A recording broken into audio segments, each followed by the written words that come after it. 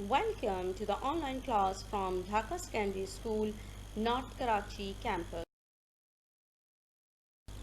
Assalamu alaikum students of class 7 in the online class of social studies.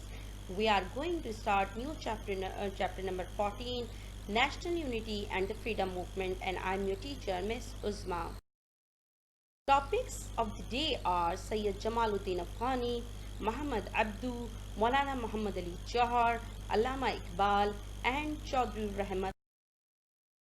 Sayyid Jamaluddin Afghani, also known as Sayyid Jamaluddin Asad Abadi and commonly known as Al-Afghani, was a political activist and Islamic ideologist who traveled throughout the Muslim world during the late 19th century.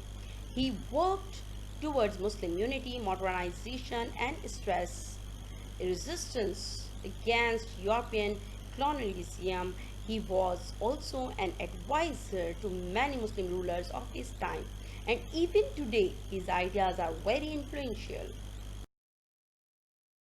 Jamaluddin Afghani was born in Iran and educated in Afghanistan. He traveled widely throughout the Muslim world and Europe. A man of liberal and progressive views, despite a traditional education, Afghani believed that the Muslim world must modernize if it was to successfully meet the challenges of the West. Muslims needed to learn new technology and science and look forward to a better future instead of only looking back at a glorious past. Contributions. His wide travels through the Muslim world and Europe. His ideology, Pan-Islamism, whose meaning is uniting all the Muslims as a single community, that means Ummah. He believed in ijtihad in Muslim thought in the interpretation of Islamic laws. What is ijtihad? Ijtihad is to solve by reasoning a problem for which no example is found in the Quran or Sunnah. He supported the parliamentary form of government which gives a voice to the common man and limits the powers of the king and rulers. The orthodox people became against of him. Pan-Islamism. Here is a definition of Pan-Islamism that is basically portrays Islam as being anti-racist and against anything that divides Muslims based on ethnicity.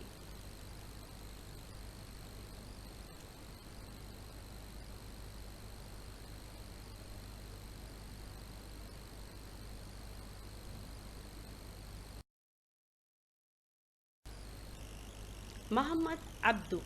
He was an Egyptian scholar who was strongly influenced by Jamaluddin Afghani, whom he had met during his stay in Paris as a student. He was a religious scholar, jurist, and liberal reformer who led the late 19th century movement in Egypt and other Muslim countries.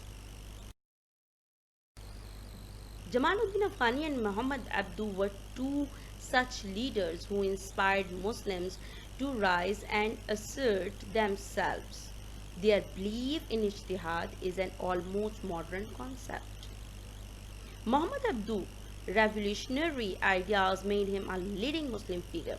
Abdu believed that while the Quran was immutable in its laws, the social aspects of Muslim life needed to be reviewed. This can be described as ijtihad. Contribution of Muhammad Abdu. Abdu's views were very progressive. He believed in the importance of education for Muslims to move forward. He strongly supported the right of Muslim women to education. He made special arrangements for women in his university. Muhammad Abdu finally became a Grand Mufti and a member of the Supreme Council of Al-Azhar University in Cairo. His influence was very strong, especially among the younger students. Abdu died in Egypt in 1906.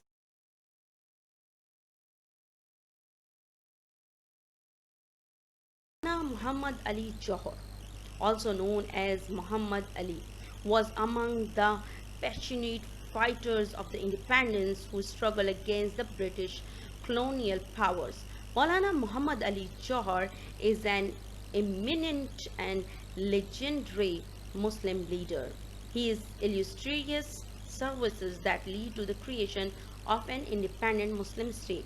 Pakistan on the map of the world, he was the most dynamic and versatile leader of the subcontinent and the Muslim world.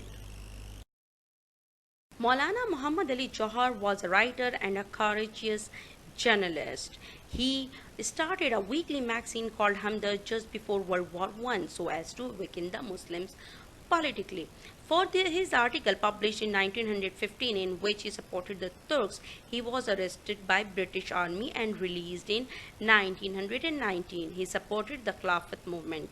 He attended the first Roundtable Conference in London in 1930. He died in London in 1931 and buried in Baitul Muqaddas, which is also known as Jerusalem, according to his will, for he did not want to return and buried in a slave country. What was the Khilafat movement? Do you have any idea? The Khilafat movement was a very important event in the political history of India. The Muslims of the India had a great regard for the Khilafat, which was held by the Ottoman Empire.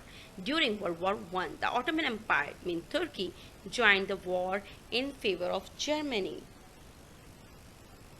Why did the Khilafat manifesto start? After this, a Khilafat manifesto was published in order to protect the Caliphate. At that time, Gandhi was going to start his non-cooperation movement. So the leaders of Khilafat movement, that is the Ali brothers, joined hands with INC, mean Indian National Congress, for the non-cooperation movement which was going to start. How did the Khilafat movement come to an end? The Khilafat movement came to an end when thousands of Indians were put behind the bar. The leaders, in spite of their best efforts, could not maintain the Hindu-Muslim unity. One of the main reasons which caused the death blow to Khilafat movement was the indirect announcement of Gandhi to discontinue the non-cooperation movement. No discussion of the Ali brothers will be complete without mentioning their mother, known as Bi Amma,